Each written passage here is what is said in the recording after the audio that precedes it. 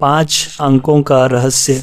इसमें 5 युग अंकगणितीय क्रियाएं, रामायण के पात्र और महाभारत के पात्र आपस में जुड़े हुए हैं। 5 युग और अंकगणित। सत्ययुग जोड़। इस युग में सभी गुण और शक्तियाँ पूर्ण होती हैं, इसलिए जोड़। त्रेता युग घटाना।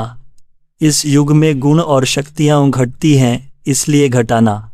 द्वापर युग गुणा। इस युग में अवगुण और अपराध बढ़ते हैं, इसलिए गुणा। कलयुग भाग।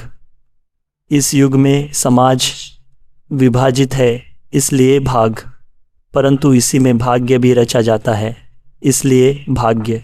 संगम युग लघुत्तम और महत्तम। इस युग में सबसे छोटी आत्मा भी परमात्मा की याद से सबसे महान बनती है, अर्थात लगन, भक्ति और महत्त्व छठा तत्व में परमात्मा के स्मरण से, इसलिए लघुत्तम महत्तम। 5 युग और रामायण के पात्र। सतयुग राम। राम सत्य के प्रतीक पूर्णता को दर्शाते हैं। त्रेता युग लक्ष्मण।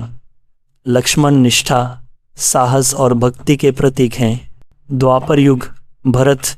भरत त्याग और कर्तव्य के प्रतीक हैं। कलयुग शत्रुघ्न। शत्रुघ्न विनम्रता और सेवा के प्रतीक हैं। संगम युग सीता। सीता पवित्रता और शक्ति की प्रतीक हैं। 5 युग और महाभारत के पात्र।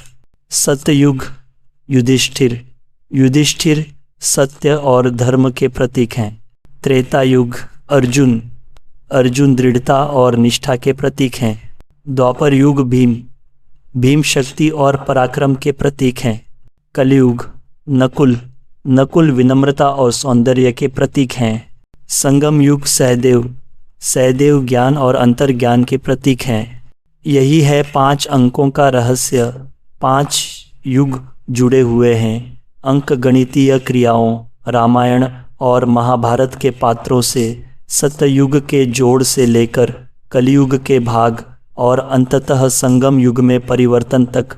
यही समय और सत्य की कहानी है।